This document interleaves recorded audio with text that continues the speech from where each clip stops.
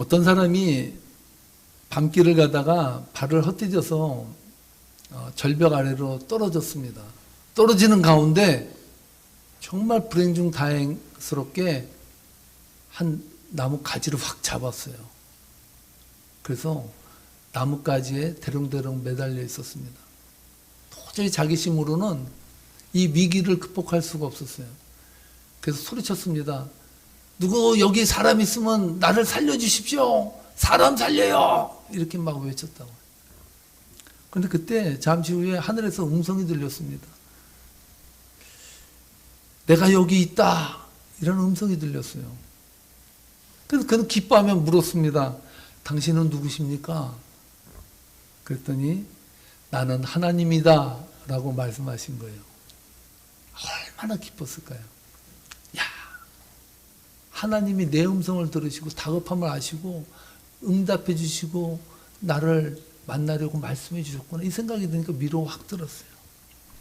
근데 하나님이 그 벼랑 끝에 그 나뭇가지를 붙잡고 대롱대롱 매달린 사람에게 생뚱맞게 이렇게 말씀하시는 거예요. 야, 너는 나를 믿냐? 그러는 거예요.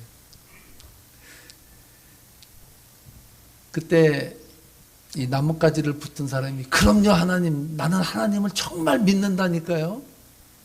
그렇게 딱 얘기를 했어요.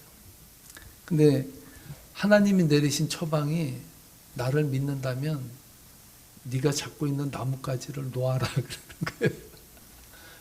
나뭇가지를 놓으라고 말씀하신 겁니다. 순간 이 나뭇가지에 대롱대롱 매달려서 소리치던 사람이 아무 말도 안 해. 그냥 조용해졌어요. 근데 잠시 후에 이 사람이 다시 소리쳤습니다. 뭐라고 소리쳤는지 아세요? 거기 누구 하나님 말고 다른 사람 없습니까? 이러더라고요. 암만 생각해도 하나님이 이 정답을 주는 게 아니라 자기를 죽이려고 하는 것 같은 거예요. 그러니까 무슨 말이에요? 나 하나님 못 믿겠어요. 다른 사람 없냐고 이야기를 했다. 참 많은 생각을 하게 하는 예화입니다. 근데 제가 검색을 하다 보니까 이 예화의 후속편이 있더라고요. 후속편이 뭐냐면 이 사람이 떨어지다가 나뭇가지를 잡고 다롱다롱 매달려 있는데 밤새도록 그냥 억지로 그냥 사생결단하고 매달려 있는데 동이 터서 보니까 땅바닥과 불과 30cm 차이였다.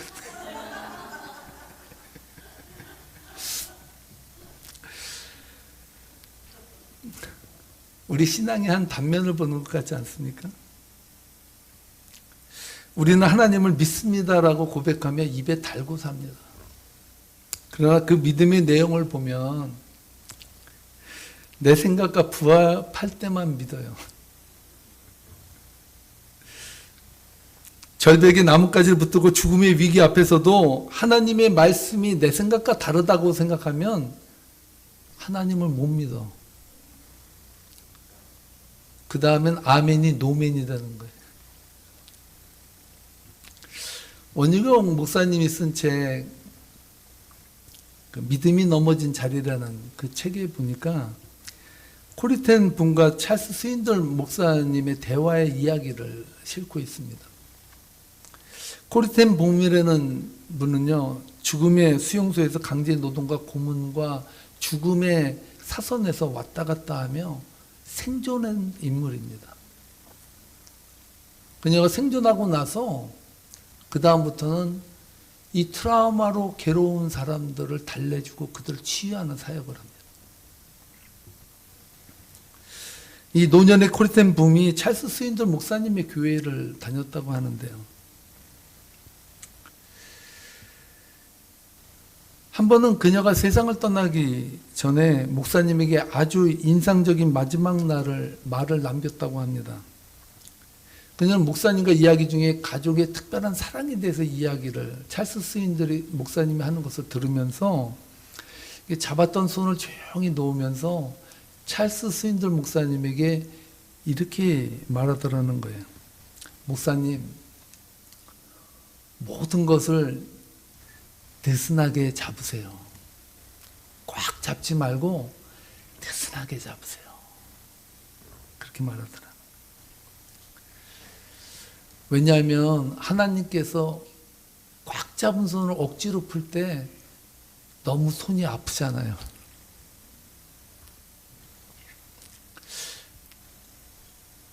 이 책을 읽으면서 죽음의 문 앞에서 줄타기를 하는 여인이 삶에서 깨닫게 된 은혜의 지혜라는 생각이 들었어요. 여러분은 어떻습니까? 위기를 만나거나 문제를 만나거나 어려움에 봉착하게 되면 여러분의 손이 느슨해지는 게 아니라 더 힘이 가. 더 움켜져요. 더 내 것에 대한 그런 바운드를 더 강하게 친다는 말이죠. 어떤 면에서 보면요, 우리 인생이 고통스럽고 힘들고 어려운 것은 우리가 잡고 있는 것을 너무 강하고 힘있게 붙잡고 있기 때문이 아닐까요? 그것을 전문 용어로 집착이라고 합니다. 그래서 원유경 목사님이 글이 실린 챕터의 소제목이 집착이더라고요. 아주 선명한 그림을 이미지로 볼 수 있게 해주셔서 너무나도 제가 감명을 많이 받았습니다. 근데 한 가지 중요한 문제가 있습니다. 여러분, 인생에 우리에게 스며드는 이 집착을 여러분의 힘으로 끊을 수 있습니까? 만약에 여러분들이 찾고 있는 그 끈을 아무 때나 놓을 수 있다면 집착이라고 말도 안 할 거예요. 집착이라는 것은 내가 놓아야 할 때 놓지 못하고 끝까지 붙잡는 것을 집착이라고 합니다.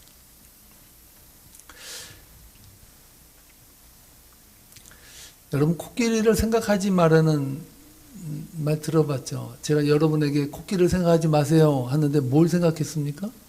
코끼리를 생각했죠. 생각하지 말라는 그 이미지를 생각하는 것이 인간이라는 거예요.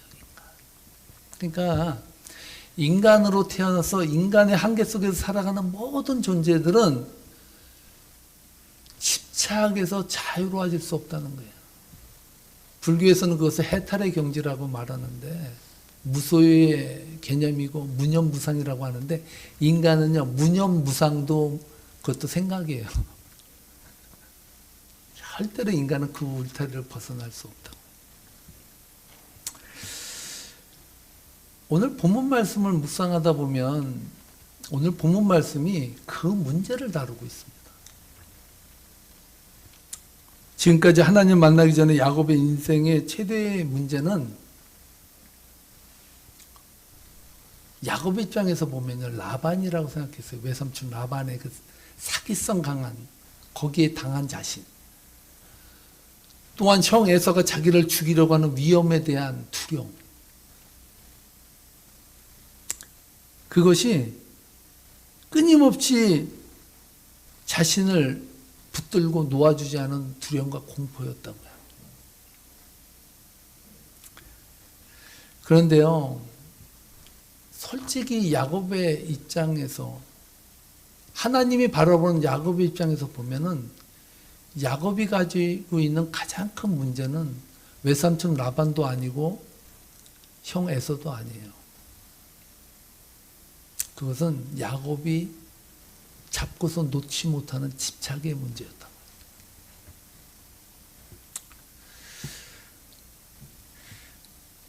그런데 오늘 본문을 보면요, 그동안 세상을 붙잡고 삶을 유지하려던 야곱에게 놀라운 변화가 일어나요. 아내와 자녀와 재물을 모두 다 떠나보내고 야복나루에서 다 빠이빠이 했습니다.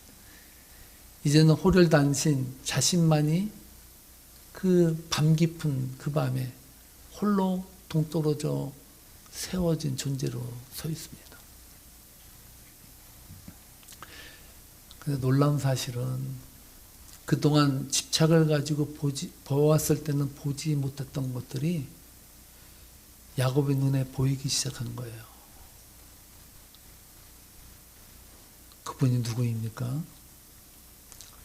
나는 평생 세상 사람과 두려움과 공포 속에서 싸우고 집착하며 붙잡으려고 애쓰며 싸웠다고 생각하는데 모든 껍데기를 다 내려놓고 보니까 본질적으로 나는 하나님과 싸우고 씨름하고 있었다는 사실. 그 하나님이 보이지 아니었다는 거예요. 무엇 때문에? 내가 잡고 있는 것 때문에.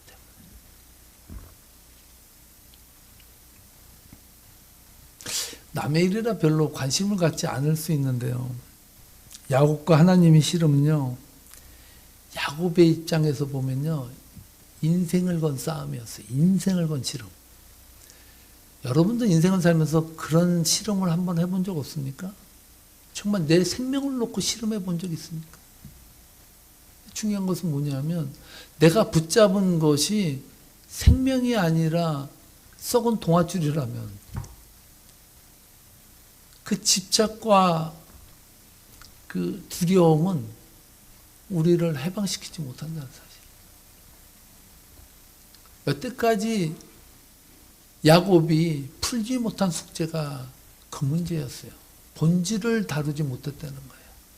그런데 모든 것을 다 잃고 난 후에 드디어 야곱은 인생에 잡아야 될 사람이, 잡아야 될 대상이 누구인가를 분명히 알았다는 사실. 세상에 집착하며 살았던 야곱이 변화되어서 이제는 하나님과 씨름하면서 하나님 안에서 자신을 바라보며 하나님께 집착하기 시작했다는 사실. 할렐루야.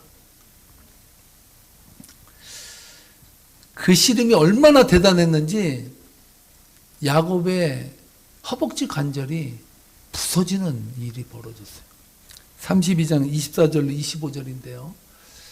함께 읽어보겠습니다. 야곱은 홀로 남았더니 어떤 사람이 날이 새도록 야곱과 씨름하다가 자기가 야곱을 이기지 못함을 보고 그가 야곱의 허벅지 관절을 치매 야곱의 허벅지 관절이 그 사람과 씨름할 때에 어긋났더라.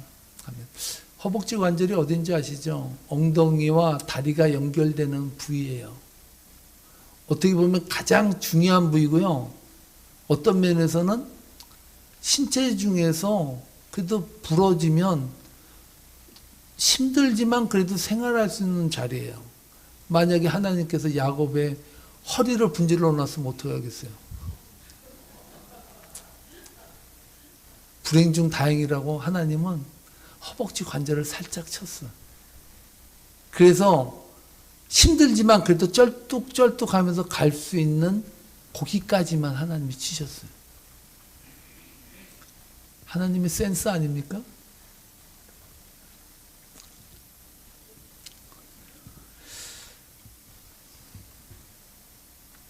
여러분, 그런데 문제는 한 가지 있어요. 뭐냐면 허벅지 관절을 치잖아요. 생명을 유지하고 살아가는 데는 하나도 지장이 없어요. 근데 한 가지 문제가 있어. 뭔지 아세요? 노동을 못해. 인간으로서 노동할 수 있는 힘의 끝자락을 놓은 거예요. 왜 그랬을까요? 왜 하나님은 그 많은 신체의 기관 중에 허벅지 관절을 쳤을까? 네가 여태까지 네 다리로 네 인생 사는 것처럼 집착하고 애달복달하게 살았는데 이제는 이 허벅지 관절을 통해서 나를 의지하고 살라고, 하나님을 의지하고 살라고 하나님은 쳐버렸어요.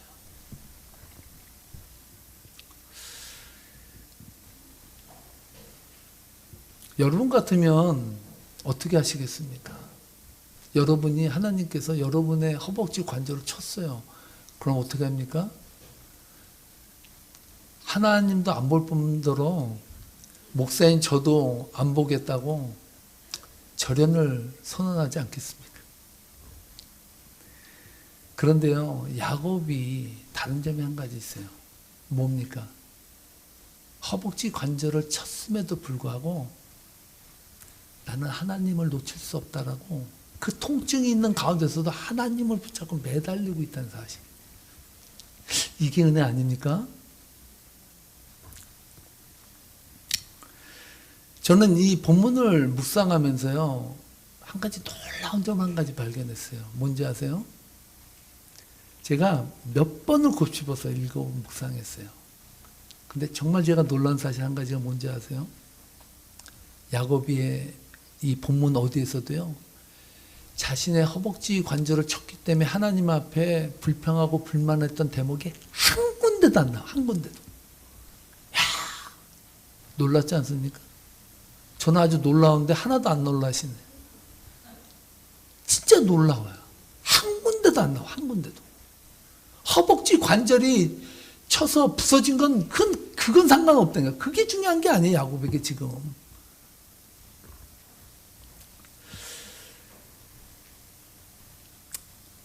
오히려요, 다리는 절고 있는데 말씀을 읽어보면요, 뉘앙스가 감사가 터져나오고 있어요. 진짜 그런지 한번 볼까요? 30절로 31절인데 이렇게 말합니다. 함께 읽겠습니다. 그러므로 야곱이 그곳 이름을 브니엘이라 하였으니 그가 이르기를 내가 하나님과 대면하여 보았으나 내 생명이 보존되었다 함이더라. 그가 브니엘을 지날 때 해가 돋았고 그의 허벅다리로 말미암아 절었더라. 아멘. 놀랍지 않습니까? 허벅지 관절이 부서졌던 것 때문에 불평하고 여러분은 불만을 터뜨릴 수 있는데, 야곱은요, 내 생명이 유지되고 있다는 것에 대해서 놀랍게 감격을 해요. 어떻게 감격하는지 아세요? 야, 너희들 봐라. 하나님을 본 자는 죽는다고 했는데 하나님을 정중앙에서 본 사람이 없는데 나는 허벅지 관절을 관절이 부서지는 그 문제를 겪었지만 나는 살아있잖아. 나는 산 사람이야. 라는 자신에 대한 존재의 이유에 대해서 놀라운 고백을 하는 것을 보게 됩니다.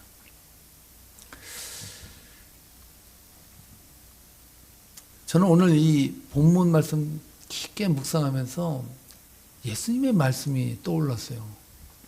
예수님의 말씀 보면요, 어떤 면에서는 또 남양 특집 같아요. 여름에는 한번 들을만해요. 예수님 말씀이 어떨 땐 섬뜩해.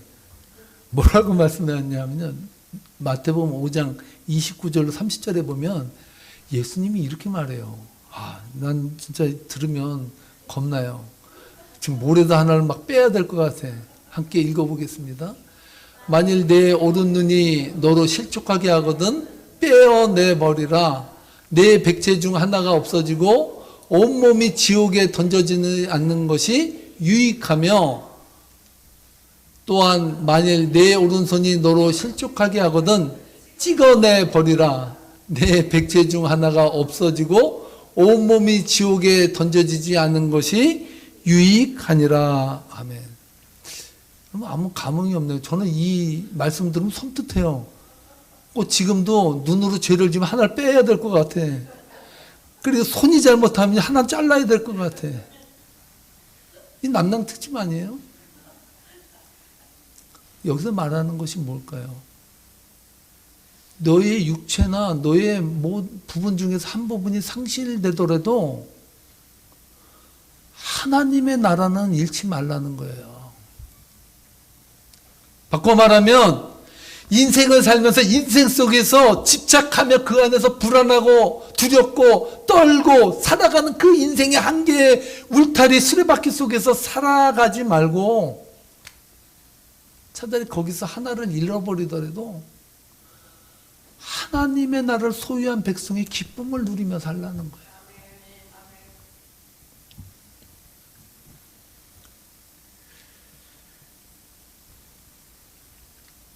여러분, 인간이요,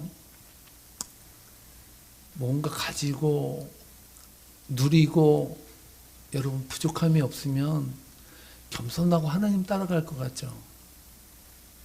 아니에요. 인간은요, 걱정이 없고 근심이 없고 문제가 없으면요 하나님이 돼요. 그래서 천국의 목사가 가면은 하나님이 안 일어난다잖아요. 왜 안 일어나십니까? 장로나 집사님이 오면 그렇게 내려오셔가지고 막 끌어안고 하시더니 왜 목사가 오면 안 일어나십니까? 그랬더니 네가 내 자리 차지할까 봐 겁나서 못 내려가겠다 그랬다. 야곱이 그랬어요. 야곱이. 하나님을 만나고 나니까 자신의 허벅지 관절이 부서져도 중요한 문제가 아니에요. 중요한 문제가 아니에요. 그게 내 인생을 살아가는데 하나님 나라를 가는데 하나님 나라를 소유하는 백성의 기쁨을 누리는데 하등 관계가 없어. 믿음의 경지가 그렇게 오른다면 그 믿음은 온전한 믿음이다.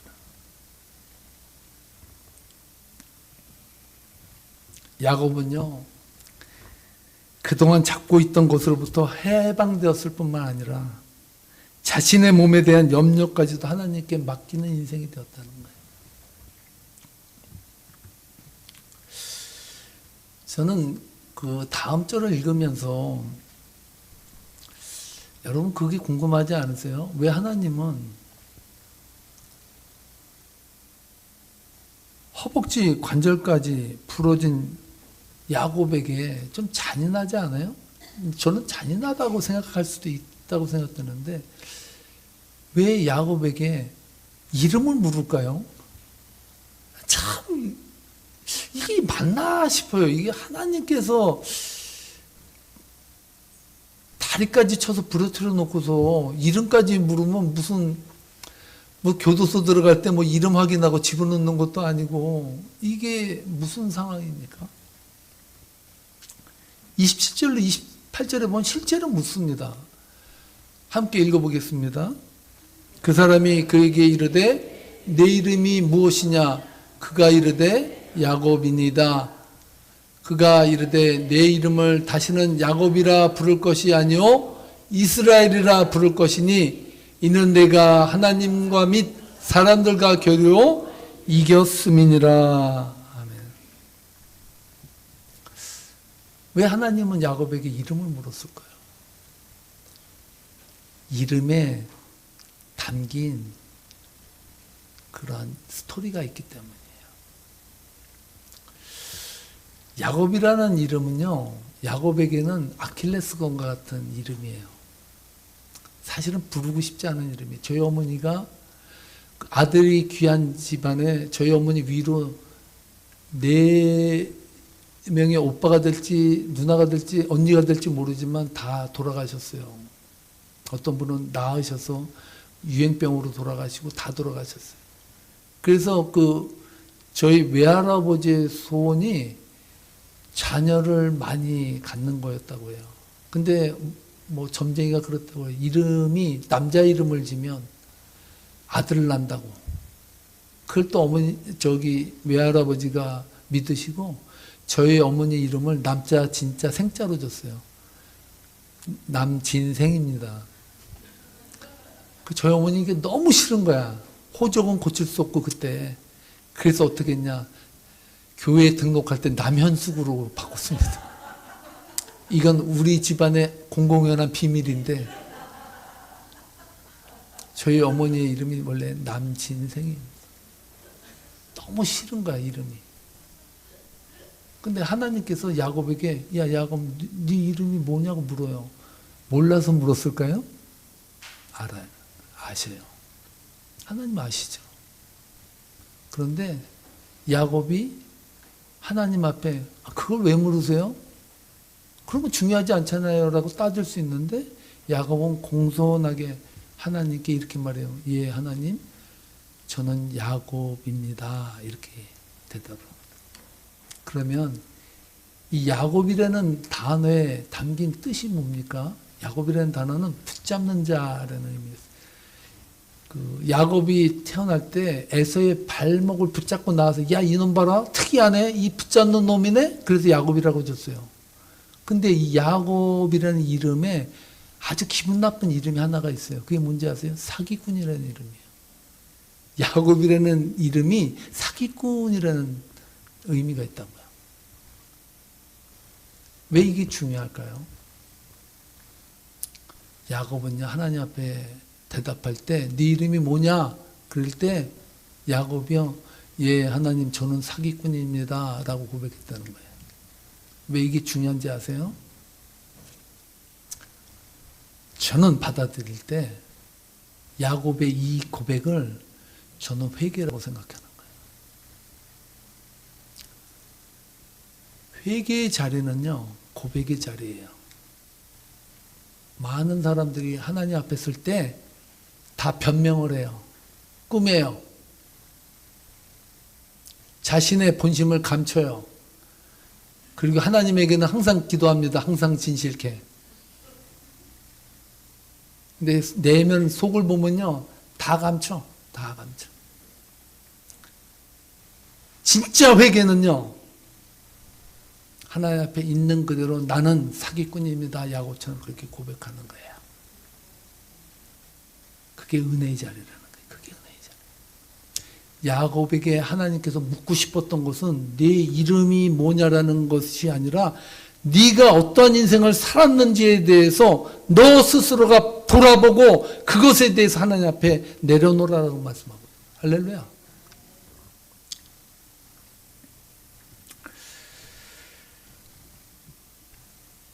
저는 회개란 자신에 있는 그들의 모습을 그대로 볼 줄 알 때 일어난다고 봅니다.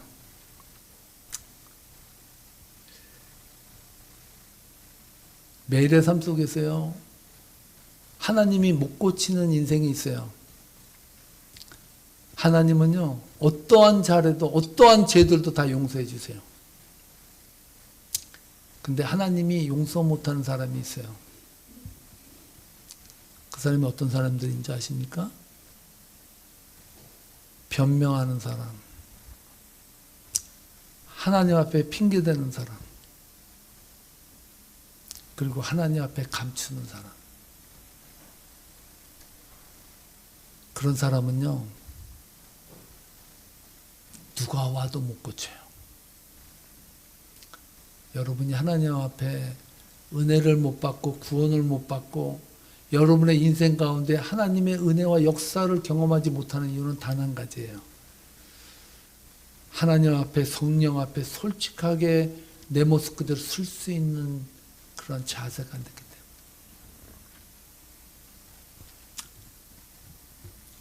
그런 의미에서 여러분, 오늘 본문 말씀 31절에 보면 엄청난 이미지들이 합성되어 거기에 담겨져 있거든요. 저 오늘 그것을 풀어헤치고 말씀을 마치려고 합니다. 31절 말씀인데 함께 읽겠습니다. 그가 분이엘을 지날 때 해가 돋았고 그의 허벅다리로 말미암아 절었더라. 아멘.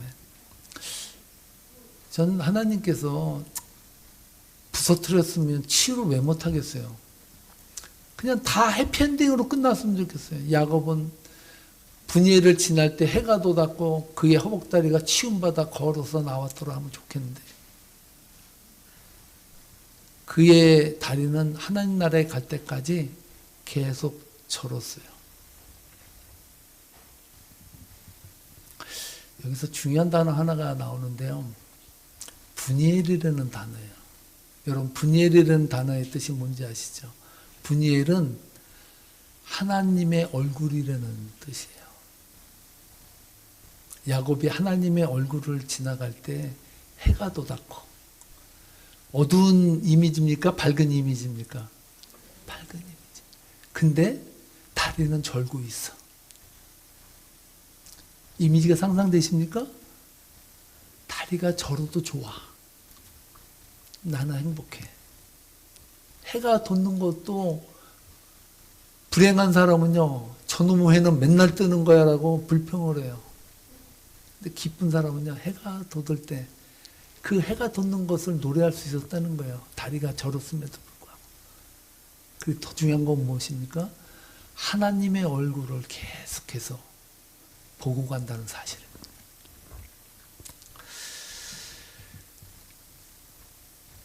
저는요, 하나님을 만난 야곱의 인생에서 가장 큰 변화가 뭐냐라고 묻는다면 저는 한 가지를 말할 수 있을 거예요. 야곱의 인생에서 지금 가장 큰 문제가 뭡니까? 그것은 바로 두려움이었어요. 형 에서가 자기를 죽일 거라는 그 두려움 속에서 신음하면서 그렇게 숨지기고 있었다고. 근데 브니엘이 하나님을 만나고 나서는 두려움의 공포가 다 사라진 거예요. 할렐루야. 여러분, 이 공포에 질려 사는 사람들은요, 여러분, 장기에 한 분이 손상되더라도 나는 그렇게 행복하게 살고 싶다고 말해요. 여러분, 불면증 아는 사람한테 물어보세요. 하루도 평생의 소원이 발 뻗고 그냥 내심으로 편하게 한번 잠자보는 거예요. 야곱에게 이 은혜가 임했다는 사실입니다.